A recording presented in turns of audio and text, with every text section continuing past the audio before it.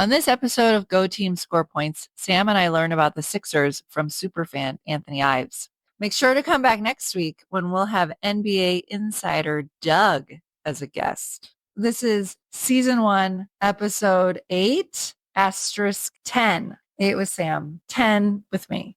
We're going to introduce Anthony Ives, Sixers superfan. Hello, Anthony. Long-time listener, first-time caller. Very glad to be here. Yeah, welcome. This is great. We're excited you're here. So as you know, we're going to start with reviews and a check-in from Sam's mom. I got one review. Terry. Hey, Terry. Hey, Terry. Terry said he listened to a few minutes of it and he said it's not bad. Hey. You know, from a Midwesterner, that's huge praise. Right. Right? Brian, my buddy Brian. Hey, Brian. Hey, Brian. So he said, love the Denver episode. Now I'm on the lookout for people with bus eyes. You want this? I can't wait. Okay, it's pretty long. My mom started it with, I am proud that I was able to add Go Team Score Points to my podcast library. Oh. Find us on Apple Podcasts, listener. I just listened and I'm so impressed with Hannah's knowledge of the game and especially the Nuggets. Good episode, exclamation point. I, along with Irish, wondered about how running in the Mile High City would affect the Celtics. Dad often comments when players are bent over with hands on their knees during free throws. Why are they doing that? I didn't observe much of that and agree with Hannah that these players are elite athletes with impeccable training who should be able to quickly adapt. In regards to Porzingis, which I didn't say last time, but my daughter Mila, I think I probably told you this, but the Celtics have a player named Porzingis. And we said last year in the playoffs, I was talking to Silas and I said, Porzingis got hurt. And she goes, when is Zingis going to be okay? She thought I was saying Porzingis. Okay. It's torture watching him on the floor. If he elevates even a bit, which he doesn't even have to do to dunk, my heart stops until I can watch him run up the floor. I think his career will be quite short. That may be true for many of these giants with chopsticks-like legs. Generally, most of these Celtics games are hard for me to watch. It's such a slog. And as you may remember, unlike most fans, I prefer when they're up 30 points. I think being the reigning champs puts a target on their backs. Most games feel like playoff games. Random. Scal and Drew call plays where Porzingis assists Jaylen Brown cookies and cream. I cringe every time I hear it, and I can't believe they say it out loud. Just saying. That's it for this morning.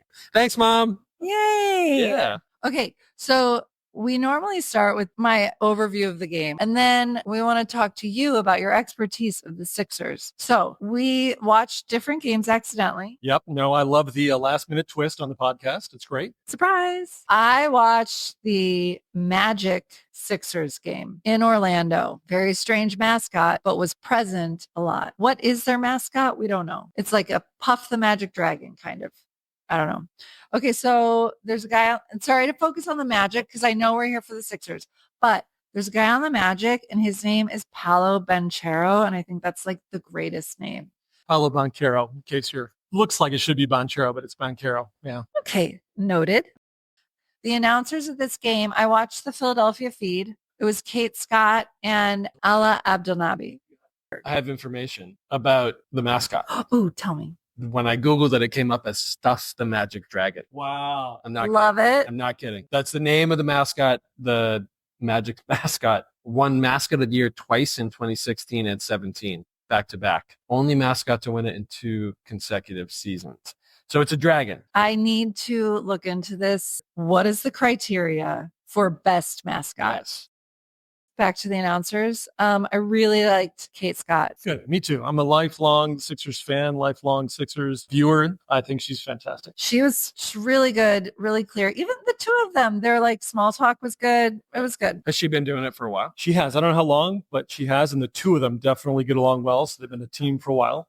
And she's the regular Yep. game. The regular home game announcer. Yep. Yeah. And I love Yeah. it. Cool. Love it. Good for her. Okay. They also, when they were calling in the starters, also like shot fire into the air. This is apparently nationwide. Every arena, they like shoot fire into the air. It was weird at the Magic because they like didn't have a spotlight on anyone. So they were kind of running in the dark. And I was like, what is going on? Like there were spotlights kind of like going around and around, but it was as if they were running. It was like somebody was like, oh, shoot.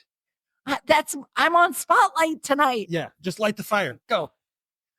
No one will notice. Oh, okay. Let's see. Listen, right in quarter one, Maxi got hurt. He seemed to be hurting a lot with his left hand. He's been injured a few times, I think, already this season. The whole team's been plagued with injuries. It's been pretty rough to watch. Yeah.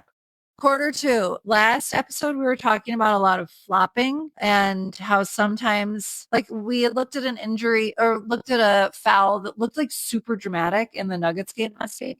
But this game, there were people falling down dramatically very often. Okay. Nothing happens in quarter three. Quarter four. My season. Yeah. Quarter four says, look at the Dunkin' Fuel performance. And I say, no, I will only look at Dunkin' Donuts sponsoring things about dunking the basketball, With not you. fuel performance. I'm with you. Stay in your lane, Duncan. Okay. Now, PG, Paul Gorman. What's Paul his name? George. Paul George. Yeah. He fouls someone, and I can't figure out why this is a foul. This is my ongoing.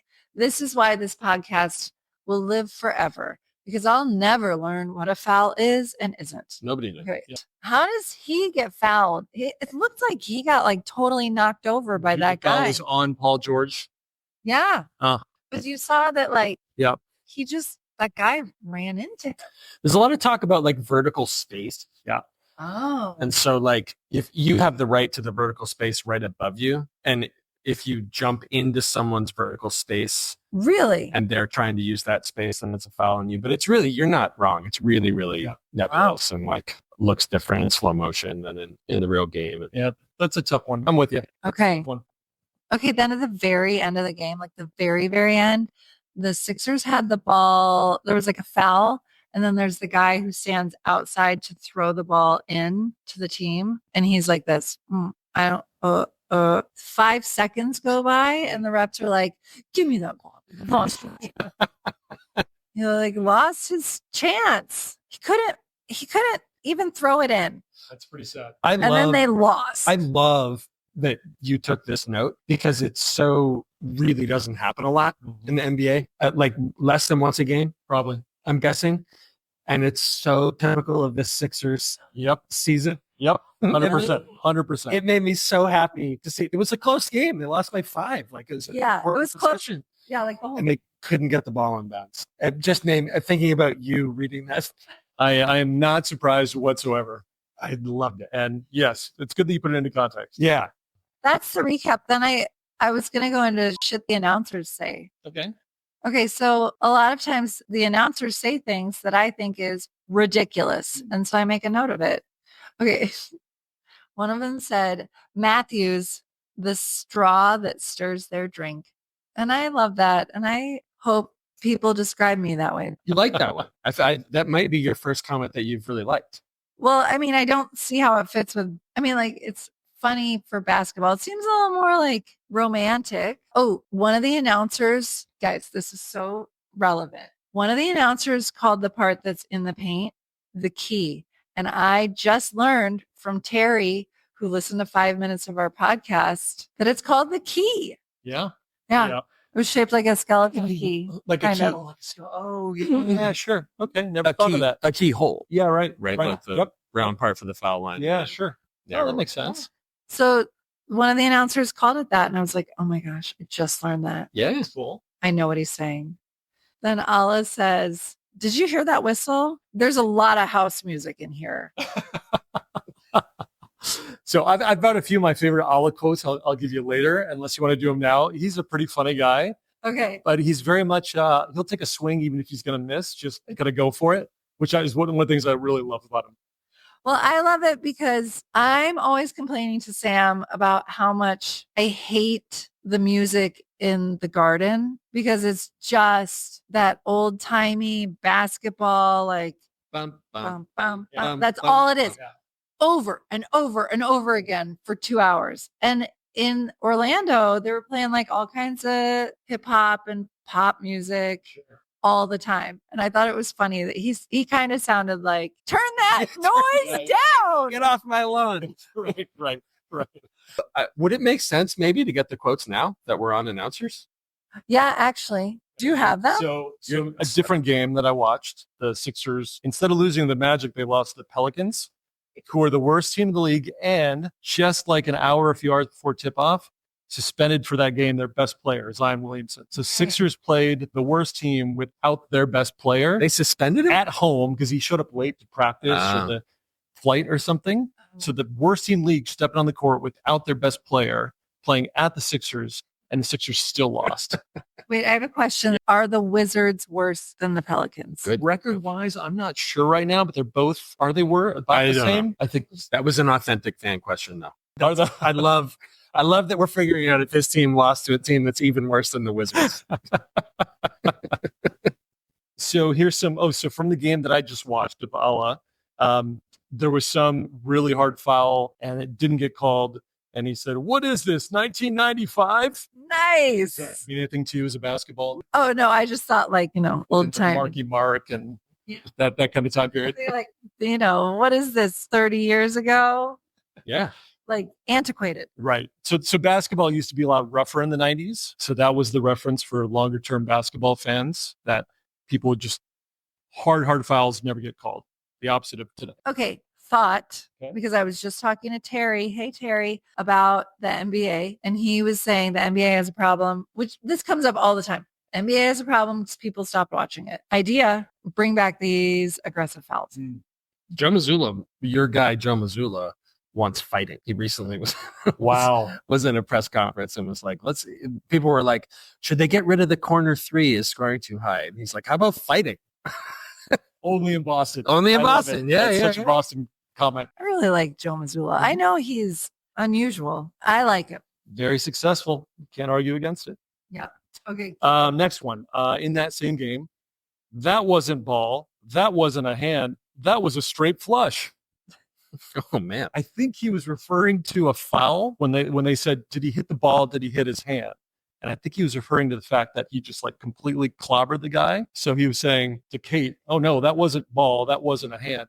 That was a straight flush. Even in the moment, kind of confused me. And afterwards, reading it again, but it was just really funny. It's a classicology, kind of making up stuff, Maybe it sticks, maybe it doesn't. It didn't do it in this game, but previous games, some guy got clobbered by one of the Sixers, and the guy will be on the ground injured. Instead of saying, oh my God, I hope he's okay, or, wonder what's going to happen, will be a technical.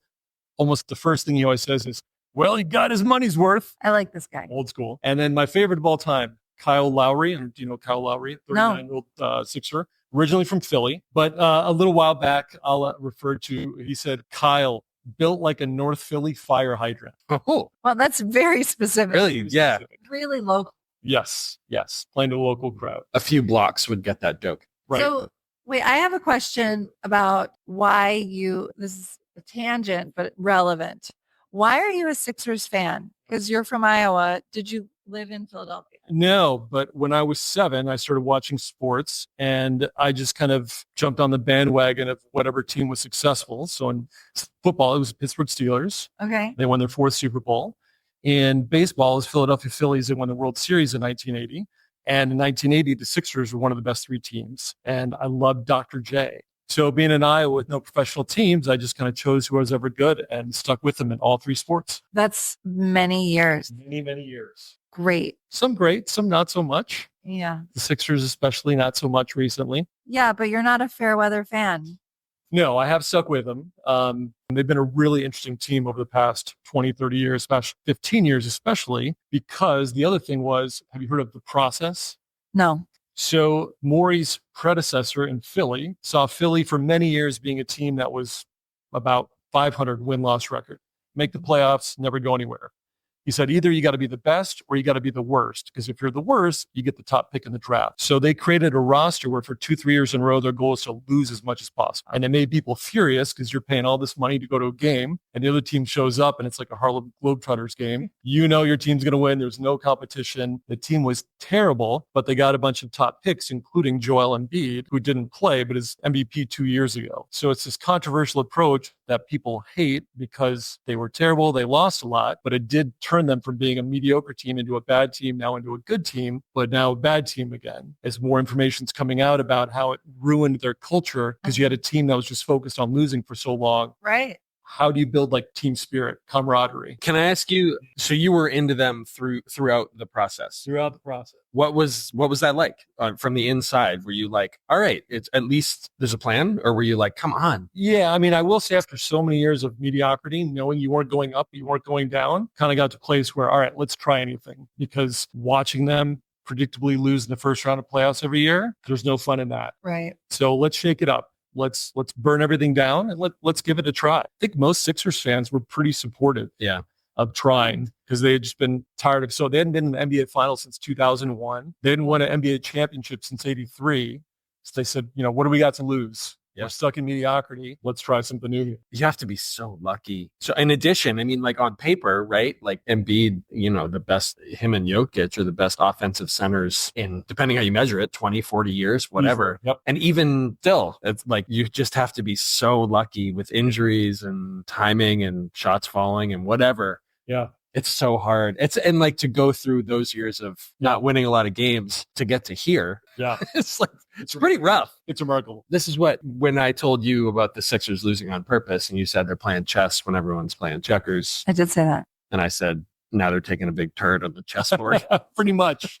Well, it's one of these classic things where, somebody comes along and they've got a good idea, like theoretically, and it had some merits to it. But the thing they forgot about was you need to actually build a culture. You need people who want to play together, who hold each other accountable. I mean, they started like bickering and calling each other out in the press. And I mean, it was just awful. Yeah. Doc Rivers, who coached through like toward the tail end of the process, right? Like after Embiid was the team, talked about how he noticed that like it just like was not a winning culture there, which on one hand, I'm like, what does that mean really? Like, do your job well and the results should come. But on the other hand, it's like probably matters to come in expecting to win and to be, wanting to win and all. Anyway.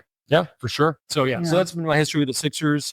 They've had some fascinating individuals as well, starting with Dr. J, who was kind of the original Jordan, Charles Barkley, Allen Iverson. So Barkley was the shortest guy ever to win the rebounding title at like 6'5". Allen Iverson, shortest guy ever to win the MVP. And then these days, Joel Embiid. So they've had some star players, they've had these interesting strategies. So, but yeah, right now it's a tough team to watch. Okay. I have some questions. Yeah, go. Okay. Maxey got hurt Q1 and they called a timeout on the floor. Here's my question.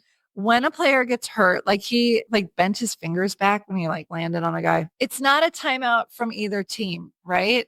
A timeout on the floor, does that mean we're just calling a timeout? It doesn't count against anybody? Yes, that's correct. The referees call it. They don't charge it to anybody. Correct. Okay. Then they said 10 for 10 from the stripe. Is the stripe the 3-point line? That's the free throw line. Okay. Yep. Because it's a straight versus a curve. Yep. Okay. Then it says the Magic in the penalty 2 for the remaining 146 of the third quarter. So any fouls will resort in them shooting. So does that mean after you get to a certain point, the foul, you will always go to the foul line? The stripe, the free throw line, the stripe. Correct. Not ready to use that word yet. It's not. The charity stripe. Just learned it. The charity stripe is the full phrase if you want. It's called the charity stripe? The charity stripe. Some people call it. What's the official? Is No, foul line. Foul line. Foul line, free throw line. Foul line, Foul free. line. Yeah. Why do they call it the charity stripe? Free. Yeah. It's just a free shot. Okay. Is that all right? I don't know. Charity seems kind of, I don't know, like you're being kind to someone who doesn't have as much, needs something. Okay. We've established that we're pro charity on this podcast. We did establish that. It's on the record. So before your team is in the bonus, which is what, when you reach that, the only time you get to shoot free throws is if you're fouled while you're shooting the ball. Okay. So if you're dribbling something I did not know. If you're dribbling up the court and I try to take the ball from you and I foul you 50 feet from the basket, I get a personal foul, which adds 1 to my total. And if I get 6 of those, I don't get to play anymore. Okay. They add it to the number of team fouls on my team. And once I get to the 5th one in the quarter, so if there are 5 team fouls in the quarter, then if I foul you, even if you're not shooting, you get to go take free throws. The way you describe this, I don't know if you've ever watched the show Parks and Rec. Have you ever seen the show? Mm-hmm. It's like the cones of Dunshire. Oh.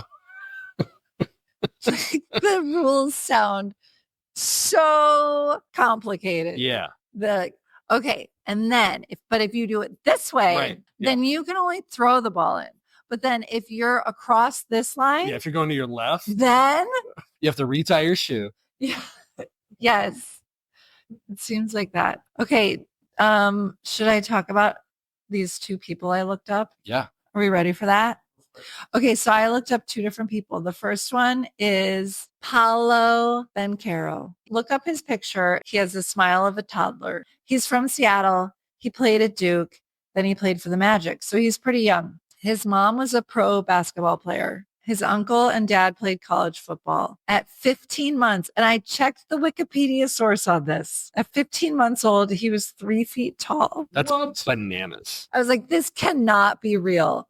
And then I wrote, his dad is Paul Bunyan. That's not true. By the time he was at the end of 7th grade, he was 6'5". Also bananas. Yeah. What is he now? 6'10". His mom is 6'3". And then this is kind of embarrassing, but he was interviewed in 2022 at the Miami Grand Prix. And the guy interviewing him totally thought he was Patrick Mahomes the whole time. Did you watch it? Yeah. Is there? Oh, that's amazing. I want to watch that. Wow. Okay, then I really wanted to know. I'm so curious about the refs. So I looked up James Williams because he takes a lot from Nick Nurse at the end of the game. And so I wanted to see who this guy was. One thing said he was from Memphis, but he did go to high school in Indiana. And then he went to Purdue and he started reffing at intramural games, NCAA, then the WNBA, then the G League. Now this. One of his fun facts is that becoming the mayor of Chicago is on his bucket list, which I think is funny because I don't think that really is the spirit of a bucket list. Or how one should become mayor of a big city. Yeah. He's like, I want to go skydiving someday. And if that doesn't work out, maybe hope.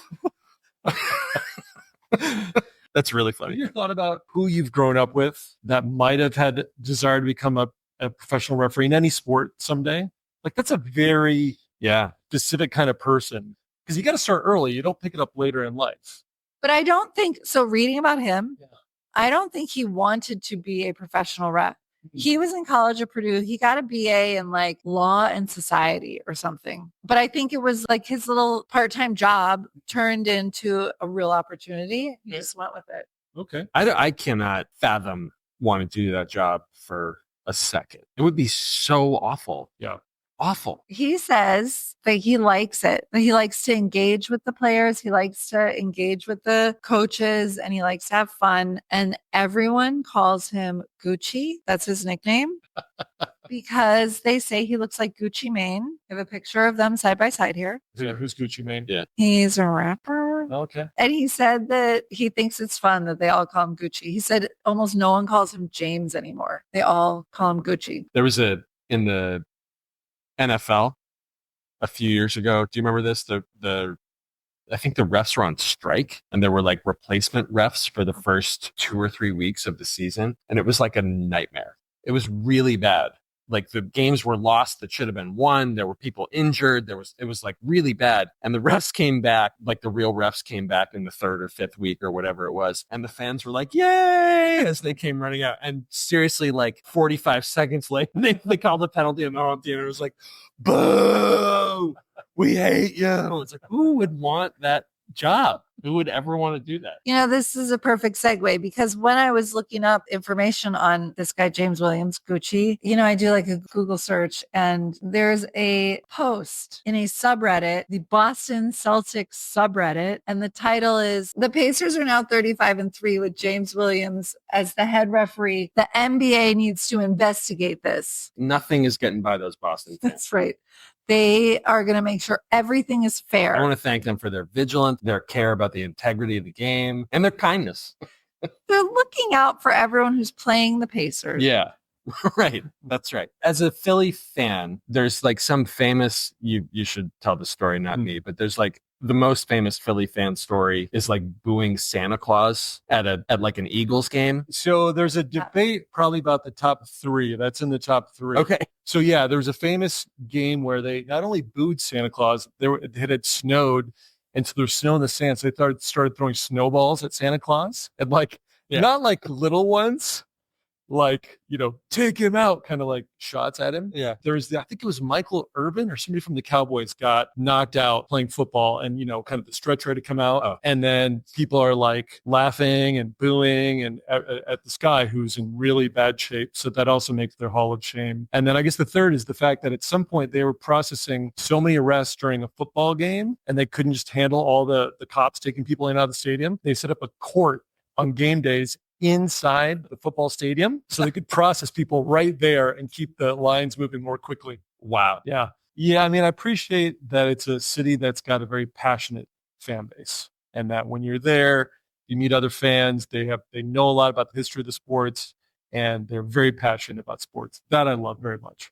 I was actually wondering about Embiid. It's going to be a very weird experience to be Joel Embiid, Yeah. right? Like a ton of expectations. Who is this person you're talking about? He's like the Sixers' best player, and when he's healthy and when he's been right, he's like he and Jokic are the two best offensive centers like in basketball, at least since Shaq, maybe before that. Yep. But Joel Embiid was averaging like more points than minutes in a game. Like he would play 30 minutes and score 35 points, or I don't know the actual numbers, but like really unbelievable stuff. Yeah. And just can't seem to get right. And there's a lot of question about why can't he come into the season in shape? Why can't he stay healthy? Why isn't the team being honest about his injuries and stuff? Then I'm sure it sucks. He must feel awful. Yeah, because he was one of these guys early on who was the one successful draft pick from this period where they were just trying to lose all the time. So when he finally displayed some talent, some ability, the whole team, really the whole city just kind of got on his back, and he like relished it. He'd come out and, cheer on, trust the process is basically what he said. And he became great. 2 years ago, he's the MVP of the league. But like Sam said, he just hasn't consistently put it together. Keeps getting freak injuries. He's out right now again with like a broken nose or broken eye socket or something. Gets injured a lot, but a lot of them are freak weird injuries. Yeah. Yeah. He's always wearing like a face mask, like a Batman. Wait, mask. that guy? Yeah. Wait, there was a controversy about him a few weeks ago. He got ejected from a game because he like went at a petite woman ref. Yeah. Did you see that? No, I didn't. Yeah. Well, it looked super scary because he is like almost literally twice her size and was wearing this face mask. Yeah. Yeah. And earlier in the season, an article came out quite critical of him and mentioned, and I don't think it said anything critical about at some point a few years ago when his brother died, and they kind of dropped that in there. And the reporter showed up and he went at him in the locker room and almost like hit him or got really aggressive with him. And this happened. So it's kind of coming off the rails, which is sad to see. That's too bad. It's got to be hard because being such a huge person, it would be hard to show like any kind of physical emotion at all because just your size probably makes people really nervous. Yep.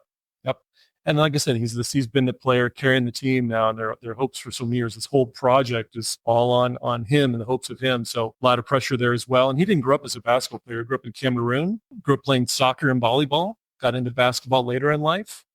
So a lot of this culture is kind of newer to him than, the kids who played through AAU and everything in the US all the time. So all sorts of stuff that he's had to deal with. That's tough. Yeah. Okay. He'll be okay. I hope so. Do you want to play a game? I would love to play games. I want to play a game. I made up this game and it's called Best Man for the Job. But man meaning any person basketball NBA related. So this can be a player, a coach, a mascot, or a ref. Announcer. An announcer, and anyone else I haven't thought of. Okay. Who is the best man for the job giving a drunk toast at your wedding? So I've come up with Philadelphia present, 76ers present or past for all my answers because they've had some very colorful players. Wow. So giving a drunk toast at your wedding, the first center that I remember playing for the Philadelphia 76ers was Daryl Chocolate Thunder Dawkins. He gave himself that nickname. Let me be very clear. He used to break the backboard somewhat frequently. Like he'd dunk so hard, he'd break the glass. And he would name his back-breaking dunks. His most famous name was the Chocolate Thunder Flying, Robazine Crying, Teeth Shaking, Glass Breaking, Rump Roasting, Bun Toasting, Wham Bam, Glass Breaker, I Am a Jam. Wow. Wow. How would you not want that guy giving a drunk toast at your wedding? Absolutely. Nailed it. I can't follow that. My answer was Shaq just because he's hilarious. I find Shaq really funny, but I don't have a story to match that. We can let you go first. Okay.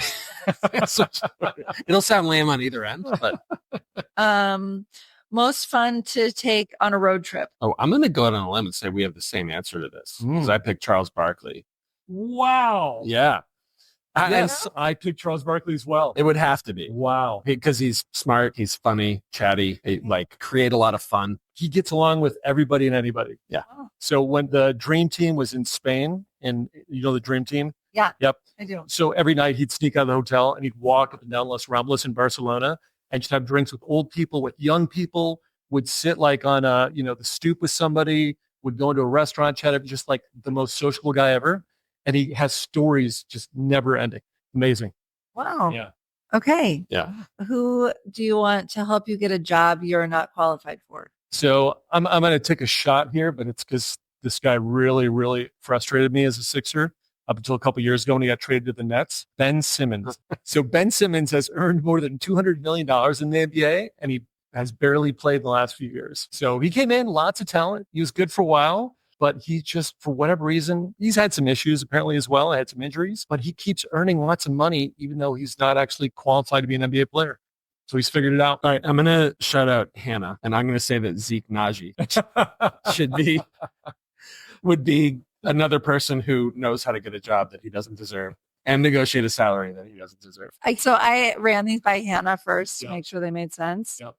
And she answered some of them. She didn't say Zeke Naji. She's the one who came up with this question. She says, look up Giannis. Antetokounmpo? Yes. His brother. Yeah, look up his Oh, brothers. that's perfect. Nice. That's a good one. Okay. That's a good one. Who would be the best man for the job? Who would you call for help after a bad breakup? You're seeing the clip. It was famous a while back of an NBA coach. There was a girl singing the national anthem, and she slowly started just forget the lines, started kind of freaking out, and the coach put his arm around her to help her out. Have you ever seen this clip? It's really sweet and endearing. You should go search it up on YouTube. So it's Maurice Cheeks. He was a Sixers point guard back when they were really good in the 80s, back when I first started watching him. He later became a head coach, and he's the one in this rather famous video who put his arm around this girl to help her through, and he started singing with her, even though he couldn't really sing himself. Super sweet moment. Would love that guy to put his arm around me and help me out in that situation. I went a little different direction. I said, to help me after bad breakup, do you remember the Timberwolves sideline reporter, Katie Storm? I don't know anything about her, but I know she's not ugly. And I thought I would, if I had just broken up with someone, I wouldn't mind hanging out with Katie Storm just to grab a drink, see what happens. I bet she'd have some words of comfort. Yep, that makes sense. Yeah. I have an answer for this one, and it's Jared McCain. Oh, Because he's so fun. Yes. Who do you want as your personal shopper or stylist? Dr. J. The guy dresses really cool, not overly showy, but also always just classy. And unlike other former NBA stars like a Jordan who's kind of prickly or Barkley who's a little bit, it's kind of all over the place. He's like just really revered by other players, young and old. Yeah. I had two. Either the Nuggets staff because of the quarter zips. Right. I love it. Never repeat a color. Right. I've never seen them wear the same color twice. 82 different quarter zips. That's what I need. Who would you want to give a commencement speech at your alma mater? Actually, Jimmy Butler. One of my hopes, I've told my wife this, is when I die for my funeral, instead of a eulogy, I want an airing of grievances. Yeah. Festivus. Festivus. Yeah. Like I've always typically been a nice guy, say things nice to people, be kind of a people pleaser and all. And I'm like, I want to save up this list of things I wish I've always. Oh, would have said your to people. grievances. Yeah. And have somebody get up there, at the altar at the funeral and read off my grievances to all the people, things I never said, the grievances I never shared. Wow. And I think Wow. Jimmy Butler would be amazing at doing that because he airs any and all grievances of his out. Oh yeah, he's like demanding a trade right now and calling out his organization. Shortly after the Sixers traded or let him go to Miami, he was recorded like laughing, like, "You signed that guy, not me. That guy," like down the hallway at the guy that they signed. I mean, he'll say whatever he thinks on his mind. Who would you want to make? Wait, what's the A commencement. commencement speech at your alma mater? I went with Doris Burke. Oh yeah. I'm very fascinated by women who have achieved in male dominated worlds. I bet she would have actually like a great speech. Yeah, she's smart. Yeah. Who would you want to have help you move? Eric Snow used to be the point guard who played alongside Allen Iverson, and Iverson was pretty much a ball hog and kind of did whatever he wants. So Snow just happily helped out whatever was needed on the court. So he'd be that guy who just, whatever you need help with, he'd go along, no complaining. I hate moving. Hate. We're gonna take a stand. I hate moving. We're gonna make it clear. Yeah, I'm on the this record. podcast, on the record, hate moving. This is the first negative thing I've been on the record for. So I said I want Jason Tatum to help me move because I bet he'd be annoyed enough where he would just pay for it. He just signed the biggest contract in NBA history. So I feel like he'd be like, yeah, take a couple $1,000s and pay for a mover. Don't call me again. That's so smart. Yeah. Because I was thinking like Jokic, like workhorse. That was so strong. just, No. Just like doing it. quiet, Right. just loading up the truck, unloading the truck. The whole day you'd be like, is he grouchy? And then you'd be like, I don't Be know. like, He just hates carried me. that couch by himself. Who cares? Right. Yeah. Right. And then you know what? His brothers would probably come along too. In their Lamborghini. Be like, guys, nothing's gonna fit in the Lamborghini. I want to stay on parade. Okay, who would you want to have help you clean out your parents' basement? So I'm thinking this would be a really not a fun job. So having somebody with keep the spirits up. So Tyrese Maxey, current guard for the Sixers, he's always smiling. He's always got a lot of positive energy. Just keep the good vibes flowing while you're doing the stuff you don't want to do. Great. That job to me feels like a job where you end up saying yes to a lot of stuff that you don't actually need. Yeah. And who would be the best at being like, nope, get rid of it? It's Missoula. Joe Missoula. Wow. That's what I think. That's Yeah. My answer is actually Missoula for every one of these. Yeah. If you got lost hiking, who would you want with you? So I would go with Joel Embiid. He's tall, so he could easily pick fruits and vegetables you might have a hard time accessing. You fall down a ravine, he could lean down and pull you up. I think he'd be useful like that with his height and strength. If you say the sideline reporter for the Timberwolves. That's a way better answer than mine. We get lost hiking. I picked Steven Adams. Yeah. Who's he's a Kiwi.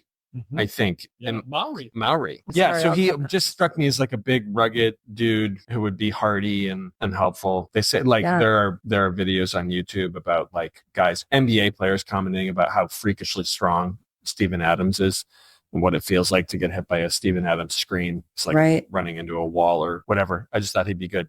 Who would you want babysitting your kids? Former Sixers shooting guard Seth Curry, the lesser known brother of Steph Curry. Stop it. There's in the same family, Steph and Seth. So really good people, come from a good family. I think they take care of the kids well. And unlike if you had Steph Curry there, they'd be bugging him for autographs and pictures and TikToks. Seth would be like, who are you? But you'd still trust him because he's a good guy. Yeah. So I wanted to get on the record that I don't want it to be Lucky, the Celtics mascot. Lucky would be the worst. Worst babysitter. You'd be like, can they hang out at my cousin's bath? He'd be like, listen, just bring your iPad. Yeah. I'm gonna he'll just set him up at the end of the bar with the iPad. Right. Sit in the corner. I'm on a date. The magic mascot. Stuff the magic dragon. How fun would that be? Yeah, your kids would be like, wait, is it my birthday? Yeah. You'd be like, actually, yes. Sure. Here's your birthday party. And then that's done. And then we're out. Oh, good answer. Thanks. Now time for MVP. Now we watched different games. Yeah. So my MVP, no question, is James Williams, or as we know him, Gucci, the ref, because he had to put up with this guy, Nick Nurse, being real mad. Look at this. Berating. He looks like he's so whiny. Nick's having a rough year. He's got a lot of. Look at him. That shirt needs a quarter zip. I know. Doesn't he look like a regular dad? Totally does. Look at him here. Look how intense he is. All the players look embarrassed on his behalf. He's like, oh, man. Just He's like, come on. Grumpy. Yeah. Poor Nick. He's having a bad year. Poor Nick. Who's your MVP of whatever game you watch? Of the game that I watched. The other team, CJ McCollum. This guy is older, but he was just hitting all his shots. Was happy to be out there, unlike all the Sixers. It was fun to watch, unlike all my team. MVP? Did you have one? The Magic's MVP was whichever Sixer couldn't inbound the ball on that last play. So that's my MVP. That's pretty great. Good. LVP for me, it's kind of Jared McCain. Just because I found out about him, seriously, the day after, right after he was out for the season. Did you have an LVP? My LVP is the same guy, but for the Sixers, the inbounder for the Sixers. Yeah. Most valuable for the Magic, least for the Sixers. Yeah. Who's your LVP?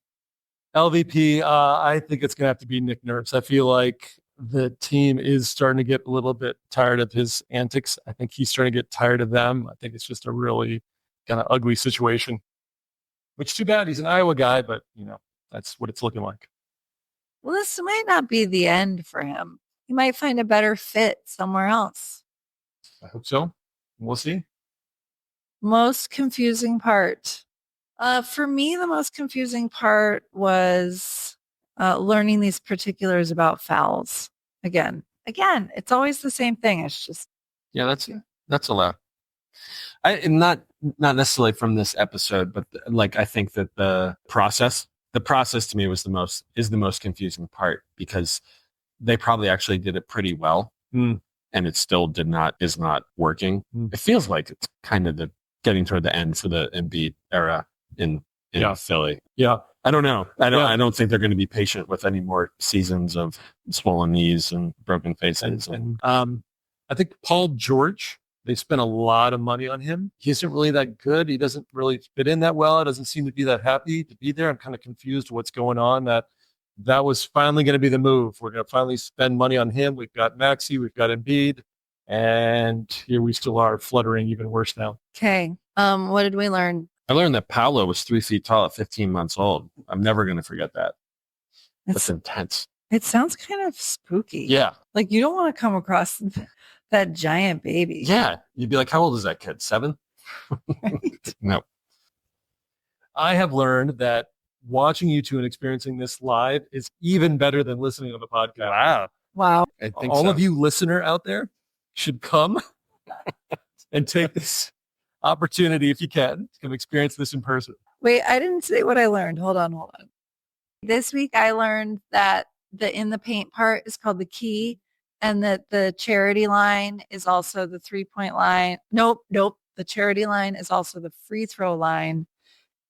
I think that's the end of our show. We did it. Anthony, nice job. Fun to have you here. Oh, Thanks so for having me. good. Good job. Anthony, thank you for coming. This was such a delight. You know so much about the Sixers. I feel like you'll have to come back and tell us more about them soon. I look forward to it. Any chance. Okay. Good job. Good job. Bye. Bye.